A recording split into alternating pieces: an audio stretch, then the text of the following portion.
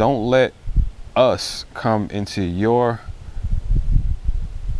city or state and try to transform it into where we just came from.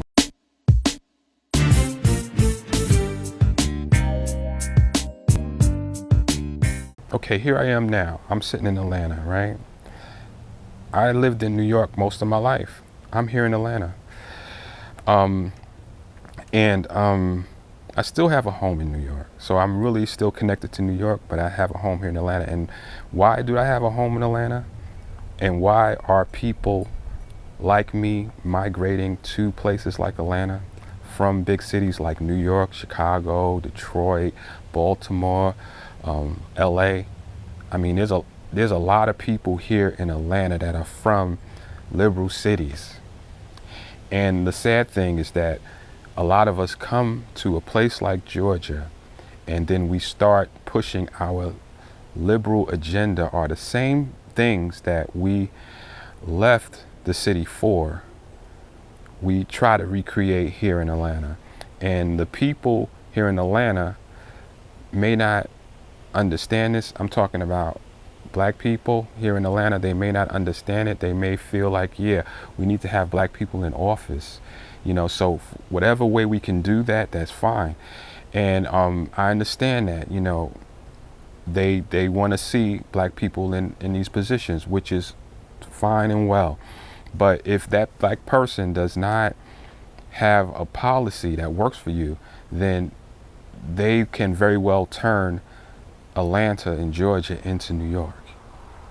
Right now in New York, of course, you know about the immigration crisis that's going on. You understand that they have pushed this defund the police thing to the hilt. You understand that if you don't, I'm telling you, they have decriminalized shoplifting. So if you don't steal $950, it's just like a parking ticket. So people are stealing $950 worth of, or $940 worth of goods from a store and coming out with it. And if they get arrested, they just take their ticket and they go right back in and they steal another $940 worth of stuff. So this is what's happening in liberal cities. In New York right now, in New York City, if you go over 25 miles per hour, they will send a ticket to your house because they have to raise money to pay for the immigrants and for all the promises that liberals make. Tax in New York is 8.875%. That's almost 9 cents off of every dollar. So if you spend $10 in the store, $9 is going to the city for taxes. $1 out of that $10 is going to the city for taxes.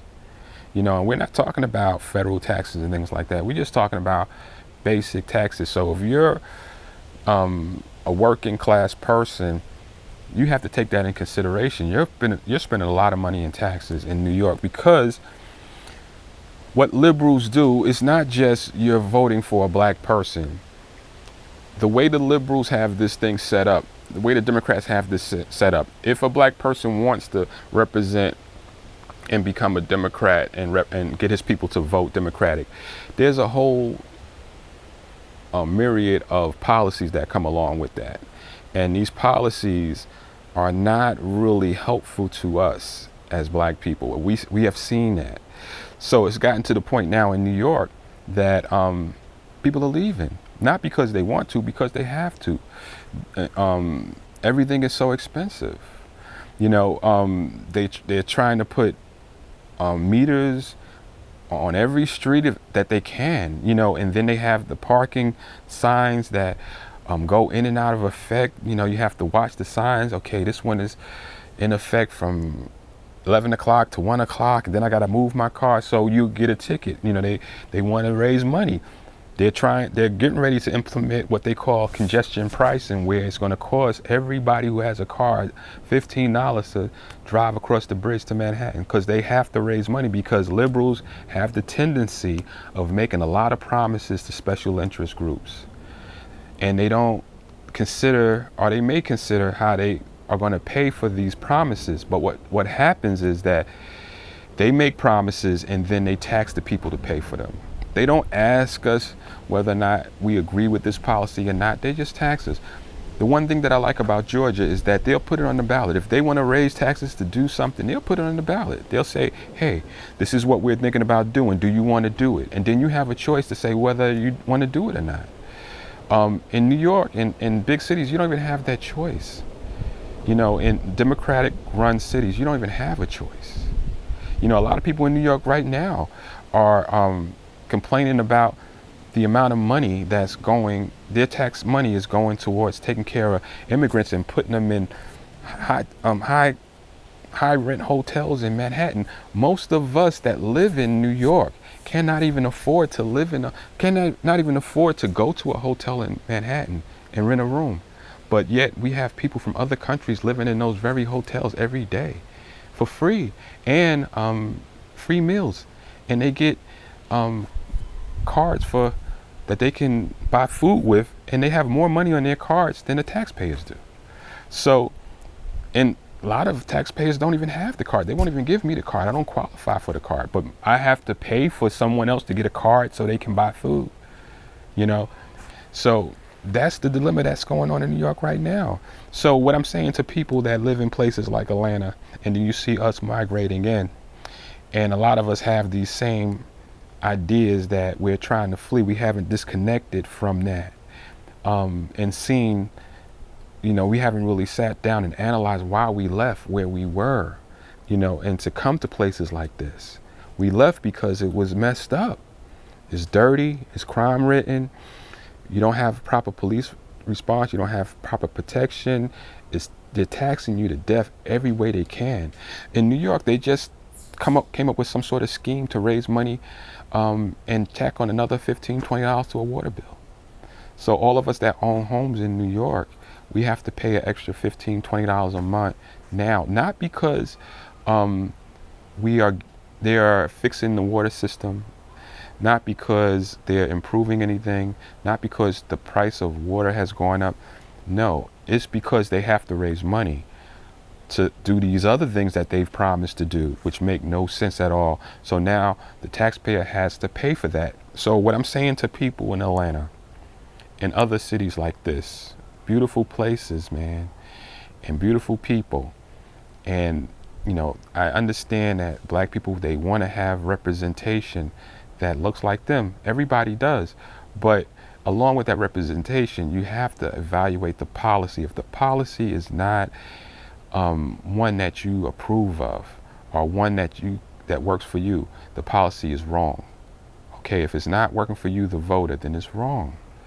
You shouldn't vote for it, no matter who tells you to vote for it. So, you know, I had to break away from that whole liberal mentality when I came here and saw how things are run here. And I said, yo, they got a good thing going on here. They got a good thing going on here. But then I hear people that aren't from here pushing this agenda, this same liberal democratic agenda on the people here in Atlanta. The same agenda, not nuanced for Atlanta. It's the same agenda. The morality aspect of it is non-existent. Okay, the fairness aspect of it is non-existent. Like, you can't even look after your people with the progressive mentality. You have to look after everybody else, and then black people are last. So if you're not careful, and if you want to be a first world city like they claim New York and LA and Chicago are, you're going to have to deal with all the issues that they deal with now. You know, you don't have to. You're not there yet. You don't have to deal with it if you are smart about who you put in office, and just not focus on having a black face in a high place and just focus on policy. Then Atlanta and Georgia is going to continue to be a nice place to live, where you can raise your children, where you can afford things, where taxes are not killing you, where you don't have liberals making promises to everybody, then turning around and taxing you to fulfill their promises. One thing that when I first came down here, they had a bridge, I think it was on 85. Not a bridge, but a toll booth. They had a toll booth on 85. I think it was like 25 cents. And I had no problem paying a 25 cent toll. I figured that's good. That's not a lot. But then I started hearing that they had set up that toll booth, that's toll bridge area, that toll area, to raise money to build something, I think to repair the roads or something like that. They built that, and they had a sunset clause in the law that said that in a certain year that this toll booth would be taken out. And I heard that, and I was saying they'll never do that. They'll never take that token booth out because it's generating money. If anything, they're going to leave that token booth right there, and they're going to end up raising the price of the tolls to raise more money. Because I'm coming from a liberal mindset. I've never seen a toll booth closed. I've never even seen a toll booth decrease their fare. I've only seen it going up. I've only seen it go up. But sure enough, when that day came for them to close that token booth, they closed it. They closed it. And that token booth is not there anymore. They took it off. They took it away from the road. And I said, wow, that's what I can get behind. That's what some responsibility. Some people who are looking long term and saying this is not, it's not fair to tax the people. And we promised that we would take this toll booth away. And liberal cities, they don't do that. If the people in Atlanta mess around and play this game and say we want a black face in a high place, and they're not cognizant of the policies that these liberals and these Democrats are pushing, and they're not keeping that in check, and they just want to see a black person in a high place, this is going to become a place where you're not going to be able to afford to live. I'm going to tell you that right now. Give it 10, 20 years. Your kids will not be able to live here, right? So be very careful.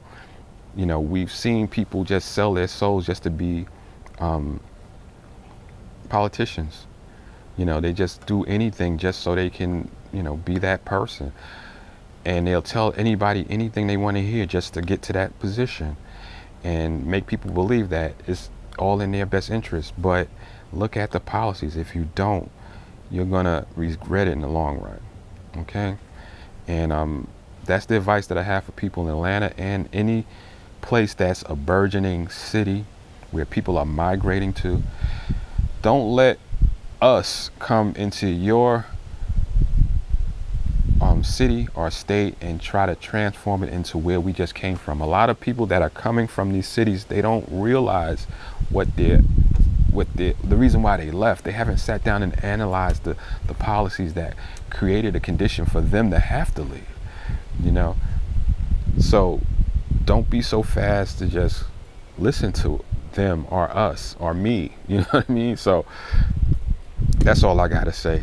It's election season, so we got to get these things on the table and let everybody know. So thanks for stopping by and checking me out once again. And until next time, as always, peace and stay safe.